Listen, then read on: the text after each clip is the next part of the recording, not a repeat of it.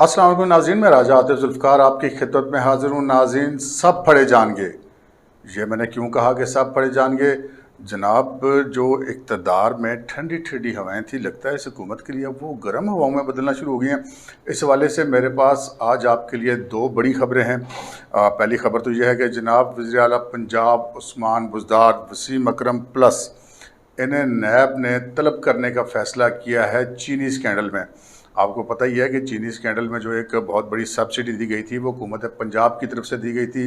ये अब एक अलग बात है कि हुकूमत पंजाब बेचारी के पास कितने के इख्तियारात हैं और वसीम अकरम प्लस के पास कितने के इख्तियारात हैं। जो कुछ भी हुआ वो शायद उनसे वाला बाला हुआ, लेकिन बहरहाल कानूनी तौर पे तो वज़ीर आला पंजाब उसके ज़िम्मेदार हैं। तो वज़ीर आला पंजाब उस्मान बुज़दार को तलब करने का फ़ैसला किया है नैब ने, और हमारे ज़राए ने ये बताया कि मुबैना तौर पर उनकी तलबी के समन बहुत जल्द जारी होने वाले हैं। ये ज़हन में रखिए कि जनाब पहले जब एक दफ़ा इनको तलब किया गया था, वो जब इन्होंने वो शराब के फ़रोख्त के लाइसेंस दिए थे, उसमें कुछ करप्शन की कहानियाँ सामने आई थी, और नैब ने जब उनको समन किया था तो जनाब हमारे जो क्रिकेट स्टार वज़ीर-ए-आज़म हैं उन्होंने इस चीज़ का बड़ा बुरा मनाया था, और उन्होंने एक पब्लिक मीटिंग में एक तकरीब में खिताब करते हुए कहा था कि जनाब नैब अगर इस तरह बुलाएगी वज़ीर आला को तो वज़ीर आला बड़ा मसरूफ़ आदमी होता है, उसके बड़े काम होते हैं, फिर वो काम कैसे करेगा। तो नैब चूँकि उस वक्त कुछ और था, अब वाला नहीं था, तो नैब फिर जो कहते हैं चुप साध ली, और आज तक उस मामले पे चुप साधी हुई है।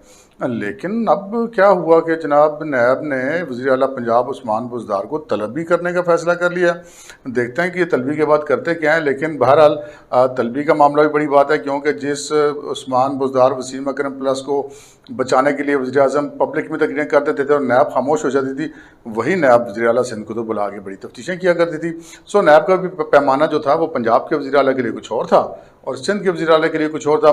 लेकिन अब लगता है कि सारे पैमाने एक ही तरफ जाते हुए दिखाई दे रहे हैं। दूसरी जो बड़ी ख़बर है वो ये है कि जो रिंग रोड का स्कैंडल है, उस हवाले से भी पता ये चला है कि कुछ गिरफ़्तारी शरियों का फ़ैसला हो गया है, और किसी भी वक्त जो है वो नैब रावलपिंडी इस सिलसिले में बड़े पैमाने पर गिरफ़्तारियों का आगाज़ कर सकती है। अब देखना ये है कि उन गिरफ़्तारियों में क्या सिर्फ बाबू लोग शामिल होंगे, ब्यूरोक्रेसी के लोग शामिल होंगे, या कि सियासतदान भी शामिल होंगे, क्योंकि रिंग रोड स्कैंडल भी जो है वो भी वज़ीर आला पंजाब की अप्रूवल और फिर वज़ीर आज़म की अप्रूवल से हुआ था। तो उस मामले पे भी कुछ ऐसे मामला दिखाई दे रहे हैं। चीनी स्कैंडल भी नैब में खुलता हुआ दिखाई दे रहा है, और साथ ही नैब की तरफ से इब्तिदा में वजाहतें भी आनी शुरू हो गई कि जनाब नैब का तल्लुक़ तो पाकिस्तान के साथ है, ये किसी सियासी जमात के साथ नहीं है। तो देखते हैं कि पाकिस्तान के साथ कितना तल्लुक़ है और सियासी जमातों के साथ कितना तल्लुक़ है।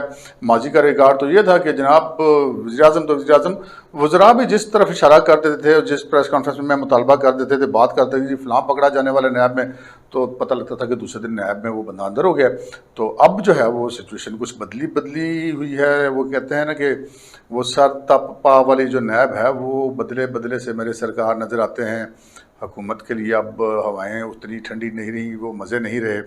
अब जो है हम कह सकते हैं कि लू चलनी शुरू हो गई है, और देखते हैं कि अब वज़ीर आला उस्मान बुज़दार नैब को कैसे फेस करते हैं। चीनी के स्कैंडल में भी और रिंग रोड के स्कैंडल में भी, और रिंग रोड में भी अब गिरफ़्तारी होने जा रही हैं, उस पर क्या रिएक्शन आता है ये तो अब आने वाला वक्त बताएगा। बहरहाल ये चीज़ तय है कि अब शायद नैब का रोल जो खान साहब पहले देखना चाहते थे अब वो नहीं रहा है। आज के प्रोग्राम में इतना ही, इजाज़त दीजिए, अल्लाह हाफ़िज़।